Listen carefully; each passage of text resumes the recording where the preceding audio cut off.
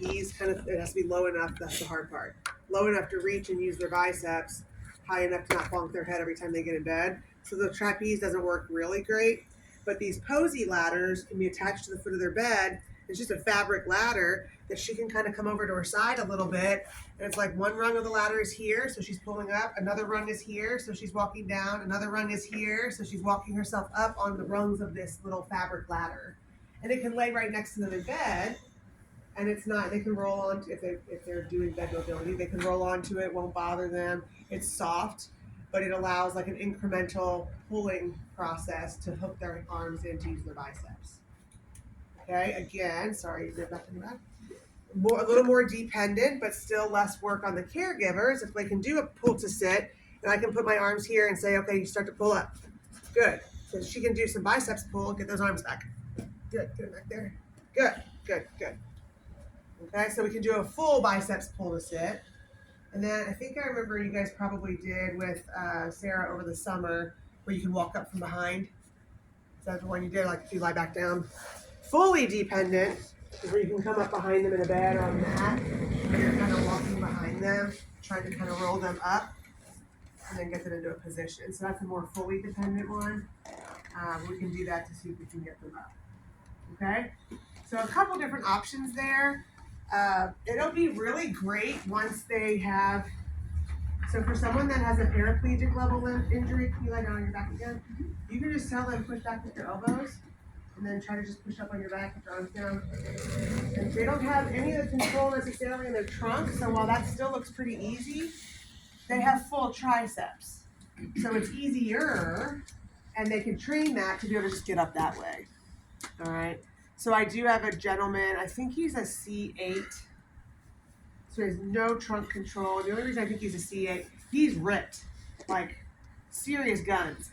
But I think I see that his hand looks a little bit like this from time to time. So as soon as there's any hand involvement, it has to be above a T1. Because by T1, they have full hand.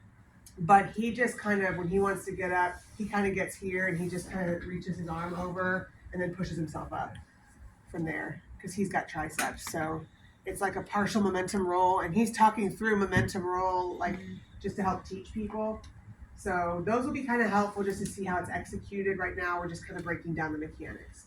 So what I'll have you spend a little bit of time on, based on some of this, what are maybe, there's two muscle groups specifically that we're not going to overstretch. Wrist flexors, So wrist extensors. We'll break that down. Finger flexors. Finger flexors. Right? Because if we overstretch the finger flexors, we lose tenodesis. Okay, so we will not overstretch finger flexors. So early on, once I get her up into sitting, she still has a pretty open hand because she may be flaccid. I'm going to make sure I go ahead and just curl those fingers under a little bit, which is counterintuitive to what we did in stroke. We wanted a nice flat hand because we kind of want those finger flexors to be a little bit tight. Again, Lucy could sign all of her own checks back in the day when people wrote checks. So she would just put there was a grip that the OTs had made and it had a little sleeve on it. So she could either put that grip on and kind of the tenodesis helped to stabilize it, or actually she just kind of grabbed the pen with her mouth and stuck it between her fingers, and it was tight enough in her fingers that she could write with her shoulder and still, again, maintain financial independence because she could sign off on things and do that kind of thing. So we don't want to take away our tenodesis because it might be the only grip or grasp we really have. And then the other muscle group, I talked to one group about it, but it might not be as intuitive, is the back extensors. Mm-hmm. So if she has a cervical level lesion, I have two things that can help me have some trunk tone. I'll see if anybody can come up with the other one. One is some tightness in the lumbar extensors. If she has a little bit of tightness, it's going to simulate some trunk tone, even though she may not really have any. So it's not that it's not going to automatically get stretched some. When she's sitting here, her body's just sagging, so it's going to stretch, but we wouldn't intentionally go to stretch that muscle group out necessarily. Can you think with someone with a cervical lesion, what else could possibly help with pelvic or trunk control? That will help upper back, that would help. What about lumbar, pelvic, lumbar spine? There's one muscle. The TBA would be like Yeah, but that's a You're T6. talking about Multifidus? tightness, right? I'm talking about, is there any muscle that has a high neck innervation? That Oh, would- your Erector spinae? erector spinae. No, it's segmental. We'll get to that one. Multifundus. Multifidus? Quadratus lumborum? What?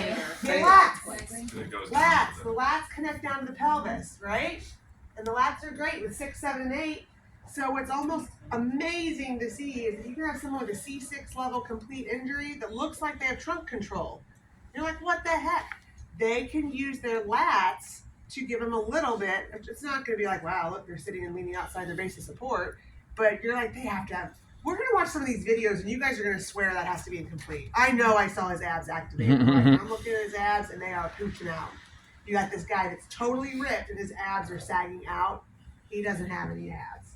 They would be a 6-pack if he did, you know, by looking at this person, right?